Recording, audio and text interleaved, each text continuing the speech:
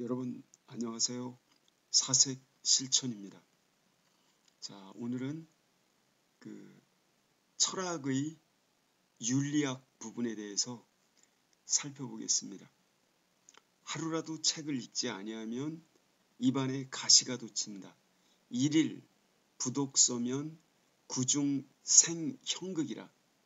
안중근 선생이 즐겨 쓰시던 말씀인데 논어에 나오는 구절이죠. 자, 그래서 우리는 입안에 가시가 돋쳐서 남에게 상처를 주는 말을 함부로 번복하지 않도록 한번 철학적인 자성의 시간을 가져보겠습니다.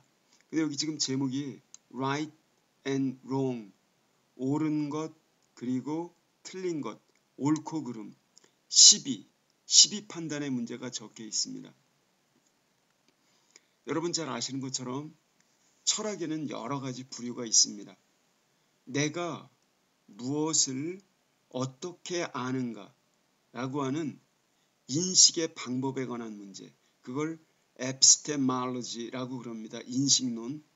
여기서는 이제 지각 능력, 지식 획득 방법, 예컨대 경험론, 합리론, 관념론 이런 걸 다루는 이론인 거죠. 그리고 또 이 세계에 관한 어떤 그러니까 실제와 모사, 존재, 시간, 속성, 부분과 전체, 인과관계, 정신과 육체, 이론론이냐 이원론이냐, 우주론, 세계론, 시간과 공간에 관한 철학 이런 걸 다루는 걸 메타피직스라고 그럽니다. 형이상학에 이제 존재가 나오기 때문에 온탈러지, 그 존재론이 형이상학에 들어가는 것이죠. 그러한 존재론을 주축으로 해서 이루어지는 형이상학, 메타피직스가 있고요. 그 다음에 연역, 귀납, 귀속, 필연성 이런 걸 다루는 로직스라고 하는 논리학이 있습니다. 이제 그리고 나서 나는 무엇을 해야 하는가? 인간이라면 마땅히 어떻게 행동해야 하는가?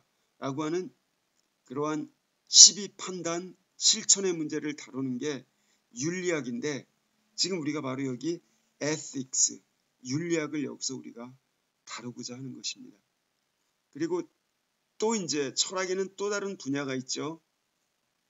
인간은 과연 무엇을 원하는가, 바라는가 라고 하는 그 미학, 아름다움의 본질이 무엇인가, 예술, 아름다움을 통한 쾌락, 미, 가치 이런 걸 다루는 것, 그걸 에스테틱스라고 그럽니다. 미학, 예술 철학. 그 외에 이제 사회 철학이니 과학 철학이니 종교 철학이니 정치 철학이니 수리 철학이니 갖다 붙입니다. 철학이래죠. 그리고 철학 자체를 갖다가 대상으로 연구하는 메타 필라소피라고 하는 것도 있습니다. 이런데 우리가 지금 여기서 다루고자 하는 것은 이 옳으냐 그르냐라고 하는 윤리학의 문제, 이걸 다루고자 합니다. 이것도 한참 이어지는데 한 10강, 15강 정도로 한번 이어가 보겠습니다. The branch of philosophy, 철학의 분야, studies the nature and moral values, 도덕적 가치관들의 본질을 연구하는 철학 분야는 ethics, 윤리학이라고 일컫는다. Its central questions are, 그 윤리학의 중핵적 물음들은 다음과 같다. Where do our morals come from? 우리 인간의 도덕적 규범들은 도대체 어디에서 비롯되는가? What are our grounds for holding them to be true? 우리의 도덕적 규범들을 갖다가 사실이라고 주장하는 그 근거, 타당성 이런 거는 무엇인가? 라고 하는 내용, 이런 걸 다루는 게 윤리학인데 윤리학을 태제로 좀 더 깊이 들어가 보겠습니다.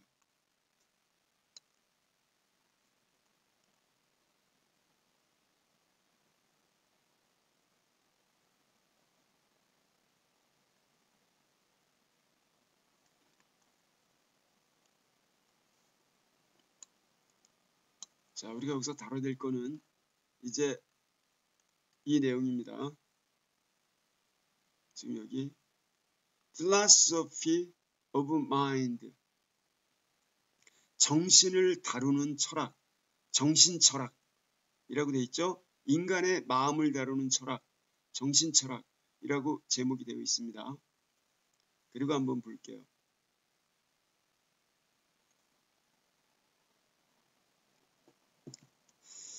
자, 여러분 여기 이전에 윤리학부터 해야 되는데 좀 범위가 잘못 나온 것 같습니다. 잠깐 조정한 다음에 화면을 갖다 다시 옮겨볼게요. 여러분, 제가 다루고자 하는 것은 right and wrong, 옳음과 그름 이겁니다. 시비판단, 그리고 시비판단에 따른 실천, 의지의 문제 이런 걸 다루려고 하는데, 그리고 제가 지금 다루고 있는 책은 How Philosophy Works라고 하는 그런 원서입니다. 철학은 어떻게 작동되는가, 여기에 169쪽 거기 부분을 다루고 있습니다.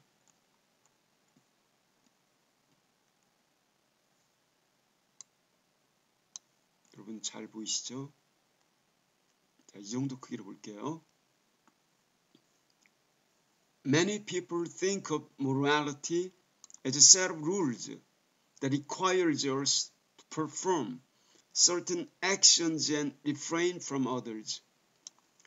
많은 사람들은 도덕 하면은 a set of rules, 하나의 규범 체계 이렇게 생각을 합니다. requires us, 우리 인간들로 하여금 일정한 행동들을 수행할 것을 요구하는, 그리고 우리 인간들로 하여금 refrain from others, 다른 행동들을 삼가 자제할 것을 이렇게 요청하는 일련의 규범체계, 즉 자귀 규범과 금지 규범으로 이루어진 하나의 시스템, 이걸 우리가 도덕이라고 한다라고 많은 사람들이 생각을 한다는 것입니다. 그러나 What happens when two rules contradict each other? 그러나 만약 이 두 개의 규범들이 서로를 논박하게 될 때, 상반될 때, 두 개의 규범이 이럴 때 무슨 일이 발생할까요? 규범과 규범의 충돌, 물론 악한 그러한 악과 선이 부딪힌다면 당연히 선을 쉽게 선택해서 행할 수가 있습니다. 근데 문제는 선의 윤리 1번과 선의 윤리 2번이 부딪힐 경우 어떻게 해야만 하는가라는 문제가 발생할 수 있다는 것이죠. 자, 이럴 때 knowing the right thing to do, 해야 할 올바른 일을 안다는 것, 시비 판단을 똑바로 내리는 것, 이러한 것은 that always as simple as following a rule, 그저 하나의 규칙을 따르기만 하면 되는 것, 이런 것만큼 항상 간단한 일만은 아니다. 간단할 때도 있어요. 그러나 항상 간단한 건 아니다. Raising a question over the nature of moral authority, 이와 같은 도덕적 권위, 도덕적 정당성의 본질에 대해서 질문을 야기시키는 것. 자, 1번이라고 하는 도덕 규범은 과연 옳은 것인가? 왜 옳은 것인가? 누가 옳다고 판단할 수 있단 말인가? 자, 이렇게요. 이런 걸 따져 들어가는 이런 문제가 생길 수도 있다는 것입니다. 그래서 the nature of this authority is one of the central questions of ethics. 바로 이와 같은 타당성, 권위, 근거, 이런 도덕적 권위의 근거, 정당성, 본질, 이런 게 바로 윤리학이 갖는 중핵적인, 중심적인 질문들 가운데 하나이다 라고 해서 윤리학의 맛을 보여주었습니다. 그러면서 여기는 서문에 해당하기 때문에 구체적인 내용은 뒷부분에 나옵니다. 서문이니까 설명을 길게 안 드릴게요.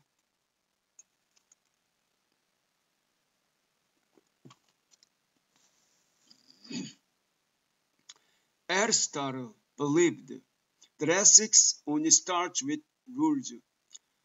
아리스토텔레스 그리스 아테네 고대 그리스 아테네 철학자인 아리스토텔레스는 이렇게 생각을 했습니다. ethics, 윤리학은 단지 규범들과 더불어 시작할 뿐이다. 규범들이 있는데 규범들과 더불어서 타동하는 것이 윤리학이다. 이렇게 말을 했고 he argued, 아리스토텔레스는 또 이렇게 주장을 했습니다. conflict between rules force us to think for ourselves. And it is just this exercise of right reason that constitutes morality. 자, 여기 conflict, 갈등, 여러 가지 규범들 사이의 갈등들이 우리로 하여금 우리 스스로 생각하도록 만든다. 그리고 바로 단지 이와 같은 right reason, 올바른 추론, 올바른 이성의 연습, 이러한 것이야말로 morality, 도덕성을 형성하는 것이다. 그러니까 아리스토텔레스의 주장은 도덕은 도덕규범 그 자체에 있는 게 아니라 이렇게 A와 B가 상충하는 이 도덕규범들 사이의 충돌, 이 충돌 속에서 올바른 이성, 가치 판단을 내리는 것, right reason, 올바른 추론, 어떤 게 중용의 도에 부합하는가, 이런 걸 따져 들어가면서 나온다라고 아리스토텔레스는 생각을 합니다. 물론 여러분 아리스토텔레스 잘 아실 거예요. 그 니코마코스 윤리학, 니코마코스는 아들이죠, 아리스토텔레스의. 거기에서 도덕적 행동을 갖다가 습관으로 만들어서 거기서 도덕적 인격, 성품을 고양시키는 것에 초점을 둡니다. 그 아리스토텔레스가 꿈꿨던 것은 에우다이모니아라고 해가지고 good life, 훌륭한 삶, 좋은 삶을 목표로 하죠. 그리고 이 개인적인 차원에 있어서의 좋은 삶이라고 하는 것은 사회 전체 차원, 국가 전체 차원에 있어의 justice, 정의하고 밀접하게 연결되어 있음을 보여줍니다. 자, 이러한 건데 결국 아리스토텔레스는 그 자기 스승인 플라톤에서 나오는 이야기를 거론하면서 특히 플라톤은 또 플라톤의 스승인 소크라테스를 등장시켜서 질문을 이어나가죠. 거기서 쫙 그러면서 이제 그 책을 써나가죠. 니코마코스 윤리학이라고 하는. 그래서 플라톤의 스승인 소크라테스가 철학을 자연 철학에서 인간의 철학, 윤리학 차원으로 이렇게 전환시킨 공로가 있는 반면에 소크라테스 이전의 철학은 한낱 이론적 차원에 멈췄을 뿐이다. 그런데 아리스토텔레스 자신이 쓴 니코마코스 윤리학에서는 이거는 이론보다는 실천에 포인트를 두겠다라고 하면서 좋은 삶이란 무엇인가에 대한 사색적 차원에 그치는 게 아니라 더 나아가서 좋은 삶을 창조하는 것을 목표로 삼으면서 글을 쭉 써내려갑니다. 그래서 나중에 이거는 정치학과 불가분의 관계를 맺게 됩니다. 개인적 차원의 좋은 삶은 그 사회 전체, 국가 전체에서의 입법자의 관점에서의 전체 공동체, 즉 폴리스의 이 정의 실현과 불가분하게 연결되어 있음을 보여주고 있습니다. 자, 어쨌든 이 아리스토텔레스는 여러분 이 정도로 그냥 말씀을 드리고, 그리고 뒷부분에 가서 좀 더 자세히 설명을 드리겠습니다.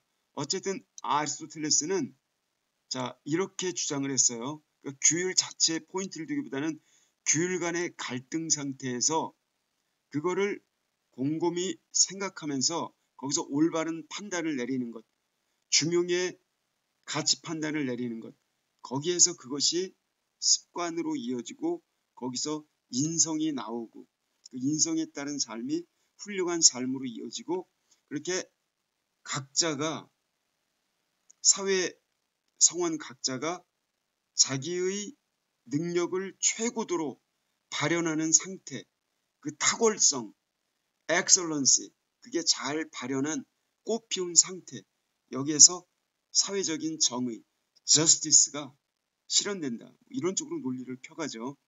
자, 이런데 그러나 by denying moral rules, 이와 같은 특정한 도덕 규범들이 있다. 이와 같은 도덕 규범들을 갖다가 부인함으로써 아리스토텔레스가 곧 다음과 같이 주장하고 있는 것은 아닙니다. 즉, we cannot have rules of sum, 즉 엄지의 법칙, 규범, 이걸 갖다가 경험칙이라고 하죠.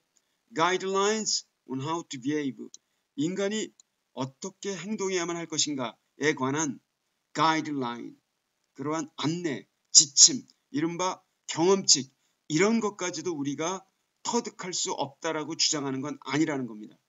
그러니까 일정한 도덕규범이 있다라고는 말하지 않지만, 도덕규범을 인정하지는 않지만, 아리스토텔레스는 많은 시행착오를 거치면서 어떤 게 보다 더 타당한 판단인가, 그리고 그러한 것에 따라 행동하게 되면은 나름대로 일종의 경험칙, 가이드라인, 이 정도는 우리가 얻어낼 수 있다라고 아리스토텔레스는 보는 것입니다. 그러는데 즉 아리스토텔레스는 약간의 상대주의적 윤리설에 가까운 이론을 주장을 하죠. His point was simply that rules can never be absolute or eternally binding. 그러니까 아리스토텔레스의 윤리학적 초점은 단순히 도덕 규범들이라고 하는 것은 절대적일 수가 없다. 그리고 eternally, 영원히 구속력을 지니는 것도 아니다. 자, 이렇게 변화 가능성, 상대성, 상대주의 윤리, 이러한 거를 아리스토텔레스는 주장을 했습니다. 그러나 many philosophers disagree with Aristotle. 많은 철학자들이 이와 같은 아리스토텔레스의 상대주의적 윤리설에 반대를 합니다. 다시 이제 소크라테스, 플라톤식으로 돌아간다는 거죠. Some believe that morality is a collection of rules. 어떤 사람들은, 어떤 철학자들은 믿습니다. 도덕이란 일련의 규범들의 집합이다. That is embedded in human nature. 즉 인간의 본성의 밑바탕을 이루고 있는 일련의 규범체계, 이게 바로 도덕이다. 이렇게 주장을 하기도 한다는 겁니다. 그래서 예컨대 Immanuel Kant, for example, 예를 들면은 이마누엘 칸트와 같은 동기주의 윤리설을 주장하는 학자는 이렇게 믿었습니다. Morality is governed by categorical imperatives. 즉 도덕 윤리라고 하는 것은 정언 명법에 의해서 지배를 받는다. 여기 정언 명법이라고 나왔어요. 정언 명법. 자, 가언 명법에 반대가 되는 말인데, 여기 칸트는 의무론적 윤리설, 즉 절대적 윤리설을 주장한 학자라고 볼 수가 있습니다. 그리고 여기 정언명법이라고 하는, 이거는 무조건적인 명령입니다. 절대적 명령입니다. 그래서 가언적 판단이 용납될 수 있는 여지를 주지 않습니다. 무조건 따라야 할 지상 명령인 거죠. 이런 걸로 이루어져 있다라고 칸트는 생각을 합니다. 그리고 이것은 당연히 또는 보편적으로 구속력이 있는 규율이다. 보편적인, 그러니까 이거는 개인 차원의 준칙, 입장에 따라 상황에 따라 달라지는 게 아니라 그 개인 차원의 준칙이 우주 전체를, 세계 전체를 관장하는 입법의 원리와도 딱 들어맞도록 합치되도록 이렇게 이루어지는 원칙, 준칙이다. 그래서 너 자신의 행동의 준칙이 우주의 보편적 입법 원리와 딱 맞아 떨어지도록 이렇게 행동을 해야 된다라고 주장을 하죠. 그리고 이러한 것들은 that arrived at 도달이 되어지는 것입니다. by rational thought 인간의 이성적 사유에 의하여. 그러니까 결국 인간에게는 이성 능력이 있고 이성적 사유에 의해서 인간의 이성이 가장 맑고 정순하고 고귀한 상태에 이르렀을 때 그때 인간들은 저마다 행동의 준칙, 이성적 법칙, 도덕 법칙을 만들어낼 수 있고 평소에 감정에 휘둘릴 수도 있고 상황에 휘둘릴 수도 있는데 그럴 때마다 이성 법칙을 떠올리고 그 도덕 법칙에 따라서 무조건 따라서 행동하는 것, 도덕 법칙에 복종하는 것. 그것은 자기가 내린 명령, 자기가 세운 입법의 원칙에 스스로 복종하는 것이기 때문에 타율이 아닌 자율성이라는 것입니다. 그와 같은 도덕의 자율성을 표방하게 되는 것이죠. 자, 이렇게 칸트는 절대주의 윤리설을 주장합니다.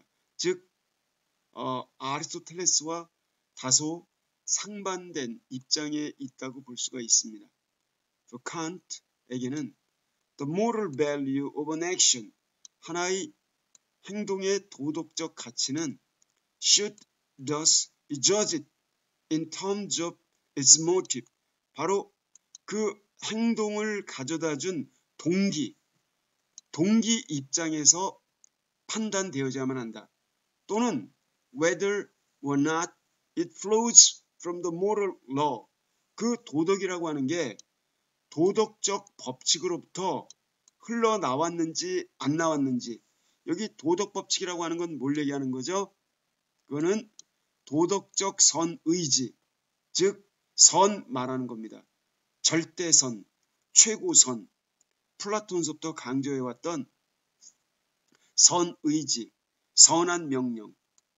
자, 그 선한 명령에 의해서 행동이 비롯되었고 선한 명령에 무조건 복종하고자 했느냐, 아니면 주변의 다른 상황들을 고려해서 결과적으로 자기한테 이익이 돌아올 것을 고려했느냐에 따라서 그것이 정언 명법이냐 가언 명법이냐로 나누게 되고, 가언 명법은 도덕적으로 가치가 떨어진다 라고 칸트는 이렇게 생각을 합니다. 또 이런 거에 반해서 The Utilitarian Philosopher Jeremy Bentham, 공리주의 철학자인 제레미 벤덤은, 자, 이분은 believed in rules, 자, 도덕적 규율들이 존재한다, 도덕적 규율들을 신뢰했습니다. Even arguing that only one is required, 도덕적 규칙은 단지 한 가지만의 도덕 규칙만이 단지 필요할 뿐이다 라고 이렇게 주장을 했지만 도덕 규칙이 중요하다고 말했다는 겁니다. 한 가지 규범은 뭐냐? We act in a way that maximizes the happiness of the greatest number of people. 우리 인간들은 다음과 같은 식으로 행동한다. 바로 최대 다수, 사람들로 이루어진 그 구성원들의 최대 다수의 행복을 최대로 보장하는 이런 방식, 즉 최대 다수의 최대 행복이라고 하는 양적 공유주의의 원칙, 이거에 따라서 행동을 해야만 한다 라고 하는, 이게 바로 제일 중요한 도덕 원칙이다 라고 이 utilitarian philosopher, utilitarianism은 이런 제레미 벤덤, 존 스튜어트 밀 같은 사람은 이런 주장을 합니다. 자, 또 다른 입장이죠. 공리주의. 자, 이렇게 주장을 하는데 공리주의 윤리설은 일종의 결과주의적인, 그래서 칸트의 의무적이고 동기주의적 윤리설이 아니라 결과에 근거한 에피큐로스의 이론이랑 맥을 같이 하는 윤리설이라고 볼 수가 있습니다. 자, 그러는데 for utilitarians, 공리주의자들에게는 the morality of an action, 하나의 행동이 갖는 도덕성이란 not a question of its motive, 그 행동을 만들어낸 동기의 문제가 아니라 칸트와 같은 동기의 문제가 아니라 but rather its consequences in the world, 그것이 이 세상에 끼친 결과, 영향의 문제라는 것이다. 이런 입장에서 도덕을 파악했다는 것입니다. 그래서 이 사회성은 가장 많은 사람들에게 더 많은 행복, 쾌락을 다른 말로 효용, 또 이상한 번역어로 공리, 이때 이 공자는 그냥 공리는 utility 이걸 말하는 거지 뭐 공적 이익 이런 게 아닙니다. 자, 제가 여러 군데서 말씀드렸기 때문에 여기서는 말씀 안 드리겠습니다. 자, 이렇게 서로 입장이 다르다는 겁니다. 똑같은 하나의 도덕적 행위를 놓고도 이렇게 철학적으로 관점이 다양하다는 걸 알 수가 있습니다. 자, 그러는데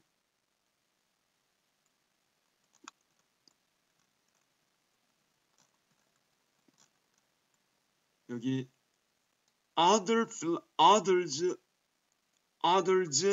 philosophers follow David Hume. 근데 철학자들이 아무래도 여러분 여기 좀 이상하죠? others philosophers 여기 other s를 이걸 빼버리겠습니다. other philosophers 다른 철학자들은 데이빗 흉을 지지하며 따릅니다. 이 데이빗 흉 굉장히 대단한 철학자죠. 이분은 argued 이렇게 주장을 했어요. Reason is the slave of the passions.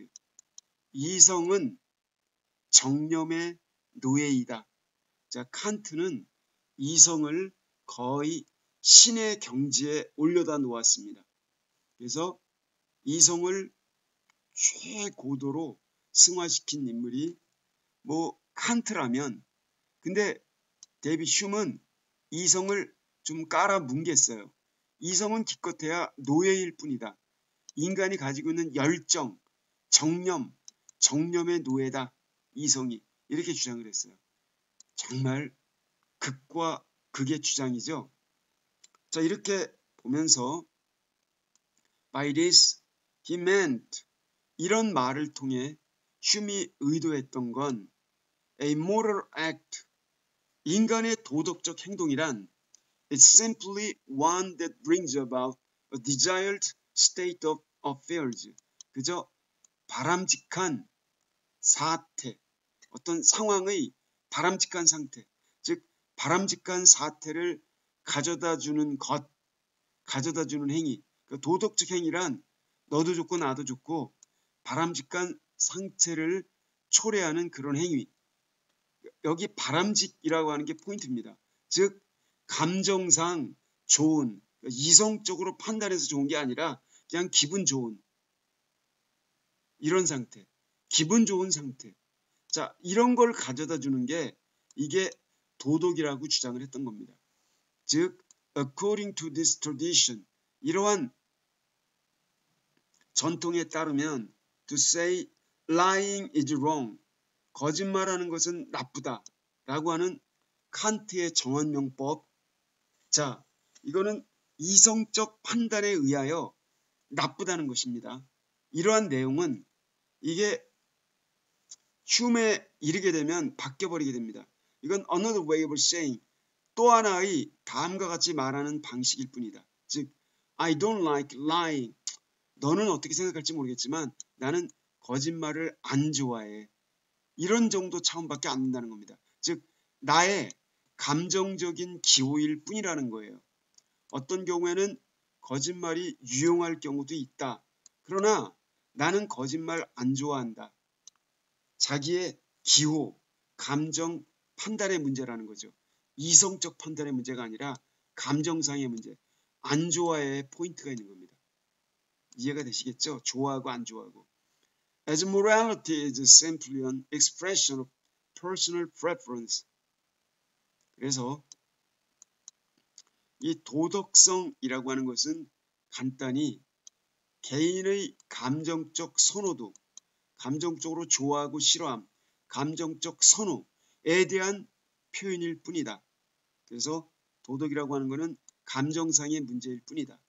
그래서 너의 감정이 그의 감정과 그녀의 감정과 나의 감정이 이런 거랑 모두 일치하게 될 때, 감정이 같게 될 때, 심퍼시, 그게 공감대를 형성하게 되고 거기서 도덕이 나온다. 이렇게 주장을 하는 것이죠. 그래서 which cannot therefore be rationally justified. 그러므로 이 개인적 선호도를 나타내는 이 감정이라고 하는 이 도덕성은 이성적으로 정당화되어질 수 없다. 그래서 도덕은 이성적으로 정당화될 수 없고 이성적으로 근거를 찾을 수가 없다라고 주장합니다. Philosophers who hold this view, 이러한 견해를 주장하는 철학자들은 emotion을 rather than reason, 이성보다는 emotion을 갖다가 emotion을 as the basis for moral decisions and actions, 바로 도덕적 결정, 도덕적 행위에 대한 근거로 여깁니다. 도덕적 결정이나 도덕적 판단이나 도덕적 결정이나 도덕적 행동의 근거, 이건 다름 아닌 감정이다. 감정이 그렇게 중요하다. 자, 여기까지 쭉 봤는데요. 그럼 여러분, 흉이라는 사람은 여러분도 잘 아실 거예요. 많이 들어봤죠? 회의론과 연관돼서 많이 거론이 됩니다. 역시 뒷부분에서 자세히 다룰 것이기 때문에. 자주간 흉은 영국의 그 삼엄한 종교적 강요 문화 속에서도 종교를 거부하려 들었습니다. 그러니까 종교를 미신으로 치부했어요. 기독교 신앙이 비상식적이다라고 공개적으로 말했다가 신성모독죄로 교수형에 처형을 당한 일이 바로 흉이 태어나기 15년 전에 있었던 일입니다. 그러니까 흉은 종교에 대해서 이게 미신에 가깝다라는 얘기를 공공연하게 말하고 싶었지만 그걸 꾹꾹 참고 그 저서를 죽은 이후에나 출간하게 되죠. 그 종교에 관한 저서를 갖다가. 살아있을 때도 흉은 주변 사람들한테 의심을 많이 받았어요. 자연신을 숭배하는 자, 무신론자, 결국 이교도라는 거죠. 이런 쪽으로 의심을 많이 받았습니다. 흉은 철학적으로는 아주 최첨단 이론을 내세웠지만 정치적으로는 굉장히 보수주의적인 입장을 취했어요. 그러니까 정치적으로는 별로 배울 게 없는 그런 사람이라고 볼 수가 있습니다. 토리당을 지지했습니다. 피그당보다는. 그리고 이제 그러한 개혁인이 혁명인이 이런 걸 굉장히 싫어했죠. 그래서 심지어 토마스 홉스의 추종자 아니냐 이런 비판까지도 받았습니다. 당연히 보수주의자이다 보니까 흉의 정치 이론은 바로 법과 질서 이런 걸 강조하는 쪽으로 기울을 수밖에 없었습니다. 근데 흉은 그 로크의 이론을 많이 본받았는데 로크가 암묵적으로 사물과 마음은 따로따로 물심 이원론, 심신 이원론을 전제로 하고 있었는데 흉은 그런 전제를 버리고 인간이 갖게 되는 사물에 대한 관념, 그 관념의 원천은 인상, impression이라고 하는 것밖에 없다라는 주장을 합니다. 그리고 이제 그 도덕은 감정의 문제다. 특히 동정심이라고 하는 sympathy, 이게 도덕 심리의 기초다라고 주장을 합니다. 그래서 본래 이 주관적인 도덕 감정이 주변 사람 제3자의 공감, 동감에 의해서 심퍼시에 의해서 객관적 타당성을 갖게 되고 사회성을 얻는다라고 이렇게 주장을 하죠. 결국 이 흉의 이와 같은 이론은 나중에 나올 제레미 벤덤이나 존 스튜어트 밀의 공리주의의 도덕적 선구가 되었다고 해도 과언이 아닌 거죠. 맥락을 이해하실 수 있겠죠. 자, 이제 여기까지만 살펴보고요. One thing that most philosophers agree on. 대부분의 철학자들이 동의하는 한 가지는 morals a matter of choice. 도덕은 선택의 문제다. 이건 서로가 다 이렇게 인정을 하고 있다는 겁니다. 도덕은 선택의 문제다. Unlike the laws of physics. 바로 선택의 문제다라고 하는 게 뭐냐면 물리의 법칙, 즉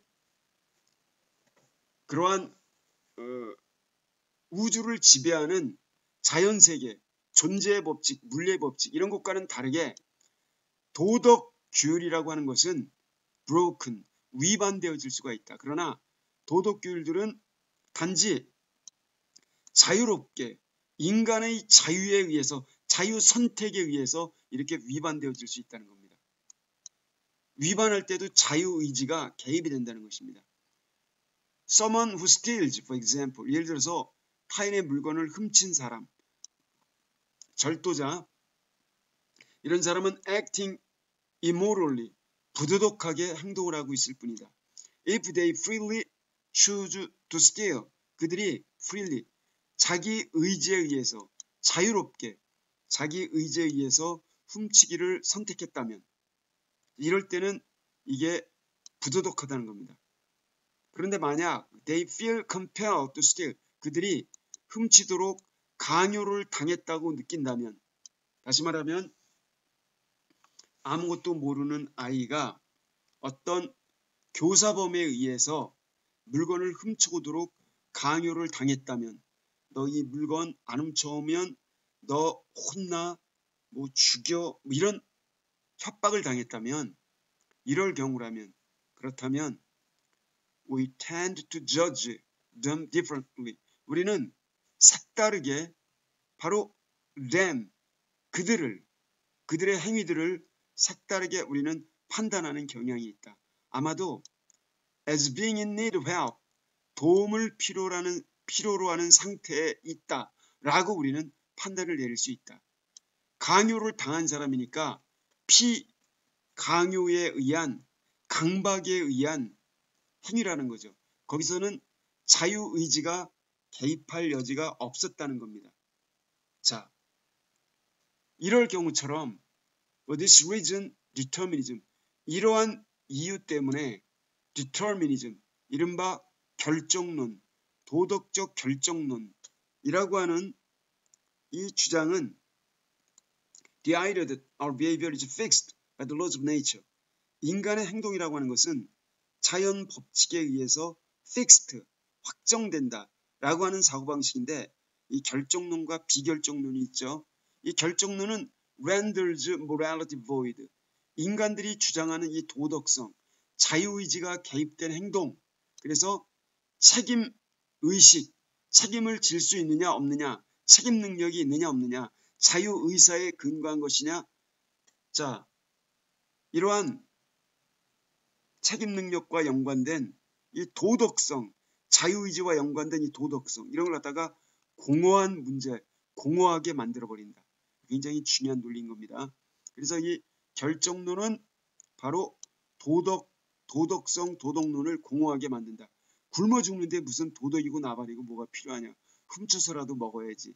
자, 이럴 때 도덕의 문제는 논외가 된다는 것이죠. 그래서 장폴 사르트르 argued. 장폴 사르트르가 주장했던 것처럼 It is our ability to act freely. 이렇게 자유롭게 행동할 수 있는 인간의 능력, 이거야말로 makes us moral agent. 우리 인간을 도덕적 행위자로 만든다. 자, 여기 장폴 사르트르가 그런 주장을 했어요. 대단히 훌륭한 철학자입니다. 이 양반은 바로 인간을 도덕적 행위자로 만드는 것은 자유롭게 행동할 수 있는 능력. 자, 이 자유롭게 행동할 수 있다. 자유롭게 행동하고 기꺼이 책임까지 지려는 이러한 진정한 자유주의자는 별로 많지가 않다는 거죠. 그 경지에 이르기도 힘들고요. 그래서 contemporary moral philosophy falls into two broad categories. 현대 도덕 철학은 두 가지의 폭넓은 범주로 분류가 됩니다. First and second order ethics, 즉 1차 윤리와 2차 윤리가 그것인데 First order, 1차 윤리학이란 involves thinking about special moral problem, 어떤 개별 구체적인 도덕 문제. 자, 길에 돈 5만 원짜리가 떨어져 있습니다. 이거를 갖다가 주워서 내가 가질 것이냐 아니면 못 본 채 그냥 지나갈 것이냐 주워서 주인을 찾아줄 것이냐 이런 문제. 근데 길 한복판에 떨어져 있는데 주인을 어떻게 찾을 수 있겠습니까? 여러 가지 어쨌든 이렇게 이러한 걸 놓고 갈등하는 이러한 개별 구체적인 문제. 이게 바로 흔한 1차원적인 윤리의 문제라는 겁니다. These include whether human cloning is morally acceptable. 이와 같은 1차적 윤리는 인간 복제가 도덕적으로 바람직한가 그렇지 아니한가 이런 문제. 그리고 animals have rights. 동물들도 권리가 있는가 그렇지 아니한가 이런 문제. 셋째, the law should permit assisted suicide. law, 법률은 이렇게 도움을 받는 촉탁, 부탁, 방조를 받는 자살 방조 이러한 것을 허용해야만 하는가 그렇지 아니한가 이런 문제. 이걸 1차 윤리가 다루고 second order ethics라고 하는 것은 more general, 보다 일반 추상적이고 그리고 involves thinking about the nature of morality.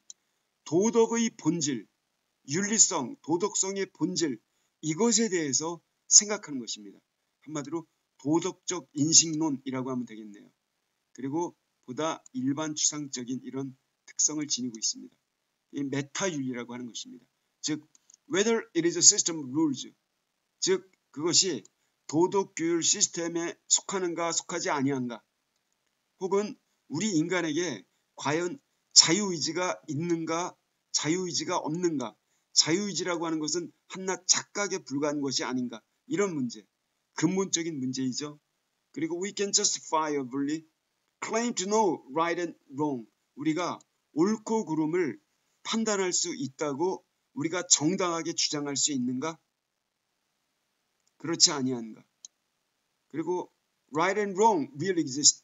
인간이 내세우는 옳음과 그름, 시비, 선악 이런 게 정말로 존재하는가? 이런 문제를 다루는 게 이른바 메타윤리가 되는 것이죠. 그러니까 메타윤리는 어떤 응용윤리학이나 규범이론, 규범윤리라고 하는 1차적 윤리하고는 다른 것이죠. 1차 윤리에서는 도덕적인 것, 우리가 주변에서 흔히 볼 수 있는 이러한 도덕 문제, 이런 거에 초점을 맞추는 데 반해서 메타윤리는 도덕 자체, 도덕이 내세우는 근거, 이론, 자체 그 규범 이런 것들의 본질, 이걸 갖다가 다룹니다. 그래서 메타윤리는 도덕 윤리에 대해서 철학적으로 생각하는 매우 추상적인 그러한 방법이라고 볼 수가 있죠. 그래서 자, 이와 같은 옳다 그르다라고 할 때 시비 판단의 문제, 이게 과연 도덕적인 단어를 사용할 때 옳다 그르다 선하다 악하다 그럴 때 그게 정확히 뭘 의미하는지, 도덕적 가치가 정확히 무엇인지, 그게 과연 사물의 본질, 사물의 속성 이런 것과 비슷한가 다른가, 이런 문제. 도덕의 가치는 어디서 나오는 거지? 그 근원, 그 기초는 무엇이지? 자, 이런 걸 근원적으로 파묻고 들어가는 게 이게 메타윤리라고 하는 것입니다. 자, 여러분, 우리가 이렇게 옳고 그름의 문제 이런 걸 살펴보았어요. right and wrong. 크게 윤리학의 어떤 서문을 갖다가 읽어봤다라고 보시면 되고요. 다음 시간에는 여기 규칙, 원칙, 도덕적인 규칙, 규범, 원칙들 이런 문제를 놓고 살펴보겠습니다. 여러분 수고하셨습니다.